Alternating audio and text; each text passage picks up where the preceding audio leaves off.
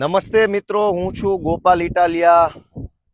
ભેસાણ, વિસાવદર અને જુનાગઢ ગ્રામ્ય મત વિસ્તારમાંથી લોકોએ મને આશીર્વાદ આપી અને કામ કરવા માટે મોકલ્યો છે એવો ધારાસભ્ય. મારી સાથે હરેશભાઈ સાવલિયા, અમારા આમ આદમી પાર્ટીના જુનાગઢ જિલ્લાના અધ્યક્ષ છે. આજે અમે અહીંયા એક જર્જરિત પુલની મુલાકાત લેવા આવ્યા છીએ.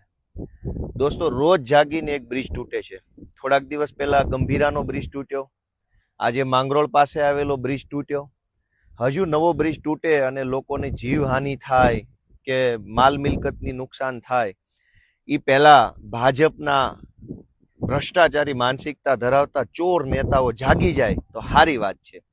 હું અત્યારે અમારા મત વિસ્તારમાં છું, ભેસાણ તાલુકામાં છું. આ બાજુ બામણગઢ ગામ આવેલું છે, આ બાજુ રાણપુર ગામ આવેલું છે. બામણગઢથી રાણપુર એટલે કે જુનાગઢ તરફ જતા મેઇન રોડનો જે કનેક્ટિવિટીનો રોડ છે એમાં ઉબેણ નદી છે અને આ ઉબેણ નદી ઉપર આવેલો બ્રિજ છે. હું તમને બતાવું, આવો આગળ. ઉબેણ નદીનો બ્રિજ. હવે આ બ્રિજ પડે અને કોઈના જીવનું જોખમ થાય, કોઈનું મૃત્યુ થાય, કોઈનું વાહન તૂટી જાય એ પહેલા ભાજપની સરકાર જાગી જાય તો સારું છે. કોઈને કાંઈ પડી નથી, બધા બિંદાસ થઈને આ બાજુ આવો જરાક. આ બ્રિજ છે, આ જોઈ લો. આવી જાઓ, અહીંયા ઉભા રહેજો. આ બ્રિજ છે, આ સરિયા છે. બ્રિજ દેખાય છે, આવે છે એમાં.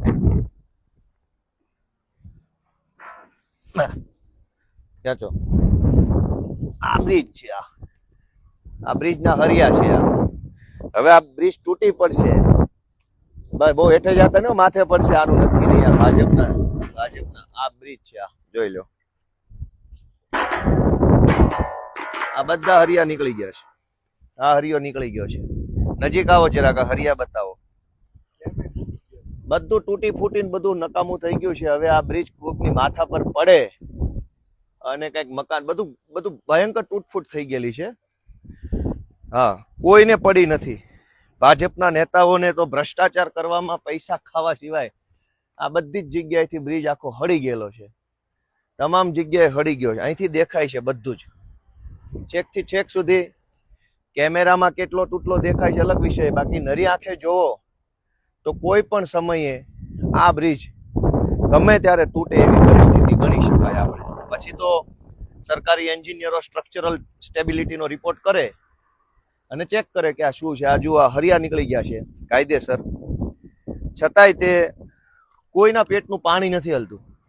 પછી જ્યારે બ્રિજ તૂટી જશે, ખરેખર 10-15 લોકો નીચે પડશે, દાખલા તરીકે એકાદી બે ગાડીઓ ફોર વ્હીલર પડશે, પછી કહેશે કે આ 10 ગાળા પૈકી એક ગાળો તૂટ્યો છે. પછી આવી બધી મોટી મોટી કેટલા 1 2 3 4 5 6 7 8 9 10 ગાળા છે. 10 પૈકી એક ગાળો તૂટ્યો છે.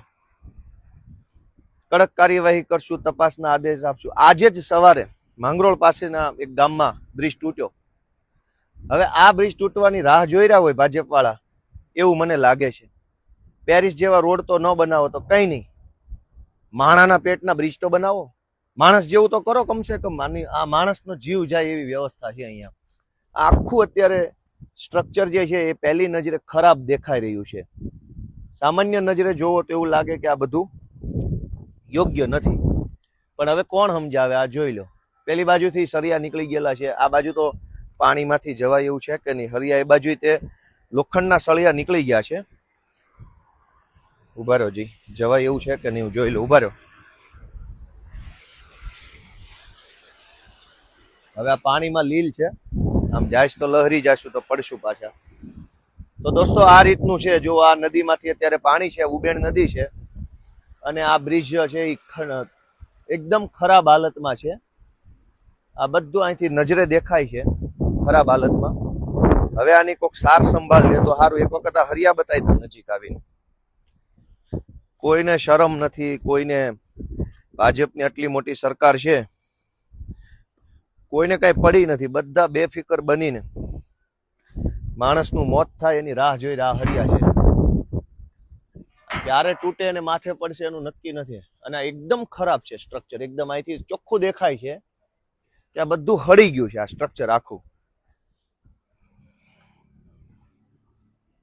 કઈ જવું નથી, હાલો ઓછા પડશે વળી. ભાજપ વાળા તો કઈ બંધાઈ દેશે નહીં. તો મિત્રો આ રીતની વસ્તુ છે અમારા મત વિસ્તારમાં. આ બાજુ બામણગઢ છે, આ બાજુ રાણપુર અને જુનાગઢ જવાનો મેઇન હાઈવે છે. ભેસાણ જુનાગઢ હાઈવે ઉપર રાણપુર ગામ છે, એટલે આ કનેક્ટિવિટી માટેનો મોટો રોડ છે. આ નાળાની આવી હાલત છે.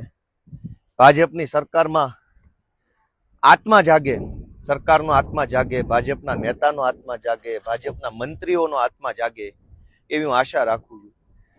આ ભાજપની સરકાર કેટલા મોતની રાહ જોઈ રહી છે, કેટલા લોકો જ્યારે બલિદાન આપશે, કેટલા લોકોનો મોત થશે, પછી ભાજપની સરકારનો આત્મા જાગશે. ક્યારેક તો વહેલા જાગો, ક્યારેક તો સમયસર જાગો, ક્યારેક તો આંખ ખોલો.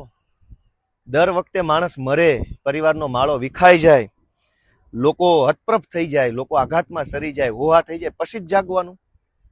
કોઈ તો એવો સમય હશે ભાજપ માટે કે જેમાં તમે વહેલા જાગશો, અગાઉ જાગશો, સારું કરશો અને લોકોનો જીવ બચાવશો. એવું નહીં થાય. ગુજરાતની જનતાની મારી વિનંતી છે, ક્યાં સુધી આવું બધું ચલાવી લેશો? ક્યાં સુધી?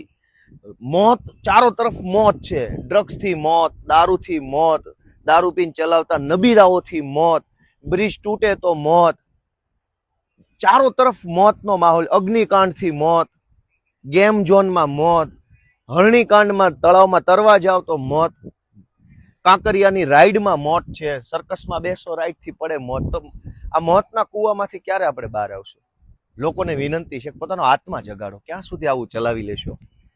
આપણે હોટલ રેસ્ટોરન્ટમાં જમવા ગયા હોય, 4 લોકો જમે એટલે સ્વાભાવિકપણે 800-900 હજારનું બિલ આવે.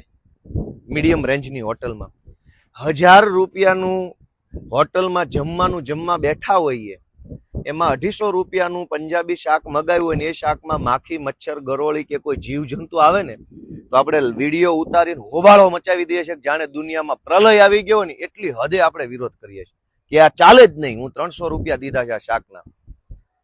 300 રૂપિયાના શાકમાં એક માખી આવે તો નથી હાલતું, પણ આપણે આખું જિંદગી, જો આપણી ઉપર બ્રિજ તૂટી પડે ને જિંદગી બરબાદ થઈ જાય એવા હલકી કક્ષાના બ્રિજો છે, હરિયા લબડે છે, તો જનતાને કોઈને કંઈ વાંધો નથી. આખા ગુજરાતમાં આવા અનેક બ્રિજ છે, તો કોઈ બોલવા વાળું નથી. 300 રૂપિયાના શાકમાં માખી નહીં ચાલે, બાકી બ્રિજ ગમે એવો હશે તો ચાલશે, સરકારી બસ ખરાબ હશે તો ચાલશે, સરકારી શાળા ફૂટેલી હશે તો ચાલશે. દોસ્તો, ક્યાં સુધી સહન કરી લેશું? શું કામ સહન કરવું છે?